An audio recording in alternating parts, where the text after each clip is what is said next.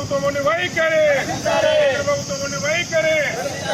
జై తెలంగాణ, కేంద్ర ప్రభుత్వం వైఖరి, కేంద్ర ప్రభుత్వం ఉండి వైఖరి, కేంద్ర ప్రభుత్వం ఉండి వైఖరి, కేంద్ర ప్రభుత్వం ఉండి వైఖరి.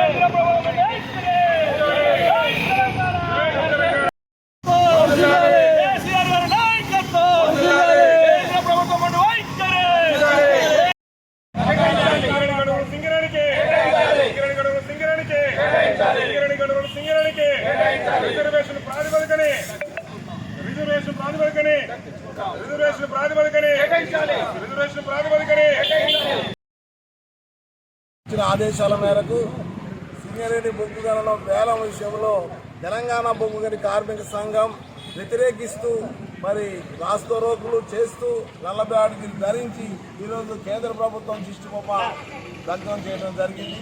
ఈనాడు లాభాలు వచ్చే బొగ్గు గనులను కేంద్ర ప్రభుత్వం ఎలా వేలం వేస్తుందని ఒక ప్రశ్నతో మా అందరిలో ఉత్పన్నమై కార్మికులు ఐక్యతతో పోరాడుతూ అనేక విజయాలు సాధించినటువంటి ఈ సింగరేణికి చరిత్ర ఉంది. అదేవిధంగా బీబీజీకేఎస్ ఆధ్వర్యంలో ఈరోజు మరి ముఖ్యంగా ఈ ప్రభుత్వానికి వ్యతిరేకంగా పోరాడుతూ బొగ్గు గనుల వేలను వ్యతిరేకిస్తూ కార్మికుల ఐక్యతతో పోరాడి మరి ఈరోజు దిష్టిబొమ్మను తగలవేయడం జరిగింది. మరి ఈ విషయాలను మరి కేంద్ర ప్రభుత్వం పరిగణలోకి తీసుకొని రిజర్వేషన్ విషయంగా పరిగణలోకి తీసుకొని మా గనులను మాకే కేటాయించాలని కోరుతూ విన్నవించుకుంటున్నాం.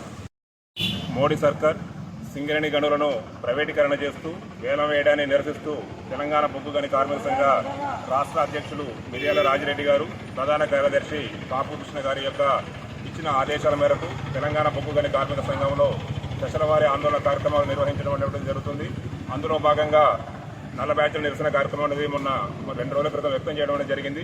ఈ రోజు కేంద్ర ప్రభుత్వం యొక్క దిష్టిబొమ్మ దగ్గర కార్యక్రమం అనేది ఏర్పాటు చేయడం జరిగింది. అదేవిధంగా రేపు 6వ తారీఖు సంబంధించిన విషయంలో జీఎం హౌస్ ముట్టడి కార్యక్రమాన్ని నిర్వహించడం జరుగుతుంది. మరి సింగరేణి గనులకు సంబంధించిన విషయంలో సింగరేణికి కేటాయించకుండా ప్రైవేటు వాళ్ళకు సంబంధించిన విషయంలో దారాదత్తం చేసే విధంగా ఉంటే భవిష్యత్తు కాలంలో సింగరేణి అటువంటి అంధకారం అయ్యే పరిస్థితి లేదంగా ఉంది. కాబట్టి మరి ఎంఎండిఆర్ చట్టం, మైన్స్ మినరల్ డెవలప్మెంట్ రెగ్యులేషన్ చట్టంలో ఉన్నటువంటి విధానాన్ని కేంద్ర ప్రభుత్వం అవలంబించే విధంగా ఏర్పాటు చేస్తుంది. మరి దాంట్లో ఎంఎండిఆర్లో ఉన్నటువంటి చట్టాన్ని కూడా పరిగణలోకి తీసుకునే విధంగా ఏర్పాటు చేస్తే దాంట్లో 3 రకాలైన షరతులు ఉండే విధంగా ఉన్నాయి.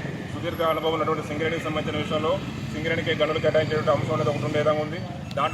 దాంతో పాటుగా రిజర్వేషన్ ప్రాతిపదికన కూడా గనులు కేటాయించే అవకాశం ఉండే విధంగా ఉన్నప్పటికీ కూడా నరేంద్ర మోడీ సర్కారు సింగరేణికి సంబంధించిన విషయంలో కక్ష కట్టే విధంగా ఏర్పాటు చేసి సింగరేణి గనులు సింగరేణికి కేటాయించకుండా ద్వంద్వ వైఖరి అవలంబించే విధంగా ఏర్పాటు చేస్తుంది. ఇలా కేసీఆర్ గారి యొక్క ప్రభుత్వ పరిపాలనలో 9.5 సంవత్సరాలు సుదీర్ఘంగా మరి కేసీఆర్ గారు సింగరేణిని కన్నతల్లాగా కాపాడుకునే విధంగా ఉన్నారు. ఏ రోజైతే దురదృష్టవశాత్తు ఇలా కేసీఆర్ గారి పరిపాలన లేదో ఎమ్మటే మన మిగతా కాంగ్రెస్ ప్రభుత్వం, మోడీ ప్రభుత్వం హైదరాబాద్లోనే గనుల వేలంపాటకు శ్రీకారం చుట్టడం అనేది తెలంగాణ బొగ్గు గని కార్మిక సంఘం తీవ్రంగా ఖండించే విధంగా ఏర్పాటు చేస్తుంది. దీనికి సింగరేణి కార్మిక లోకం పెద్ద ఎత్తున పోరాటాలు చేసే విధంగా ఏర్పడైనా సరే సింగరేణి పరిరక్షించుకుంటామని చెప్పేసి ఈ సందర్భంగా తెలంగాణ బొగ్గు గని కార్మిక సంఘం మనుగురు బ్రాంచ్ తరఫు నుంచి తెలియజేసే విధంగా ఏర్పాటు చేస్తుంది. తెలంగాణ రాష్ట్రంలో గత 10 సంవత్సరాలు కేసీఆర్ పరిపాలించినప్పుడు మరి ఏ కేంద్ర ప్రభుత్వం కూడా వేలంపాటలు తెలంగాణ బొగ్గు గని కార్మిక సంఘం ఆధ్వర్యంలో వేలంపాటలు పెడితే తీవ్రంగా వ్యతిరేకించి ఉద్యమాలు చేశాము. దాని ఫలితంగానే కేంద్ర ప్రభుత్వం తోకముడిచి మరి బొగ్గు గనులను ప్రైవేటీకరణ చేసేందుకు మరి ఆ రోజు మరి వెనుకకెళ్ళింది. అట్లాగే ఇప్పుడు కూడా కేంద్ర ప్రభుత్వంలో మోదీ సర్కారు వచ్చినప్పటికీ వాళ్ళు తెలంగాణ బొగ్గు గనులను ఏదైతే ప్రైవేటీకరణ చేసి మరి దీన్ని నిర్వీర్యం చేయాలని చూస్తున్నారో మరి కేసీఆర్ గారి ఆధ్వర్యంలో మరి తెలంగాణ బొగ్గు గని కార్మిక సంఘం మిర్యాల రాజిరెడ్డి గారి ఆధ్వర్యంలో మేము ఎదుర్కొని ఈ సింగరేణిని కాపాడుకుంటాం. ఖచ్చితంగా ఈ సింగరేణి బొగ్గు గనులను ప్రైవేటీకరణ కాకుండా పోరాడతామని తెలంగాణ బొగ్గు గని కార్మిక సంఘం తరఫున మేమందరం కూడా ఉద్యమాలు చేస్తామని ముందుకు వెళ్తున్నాం.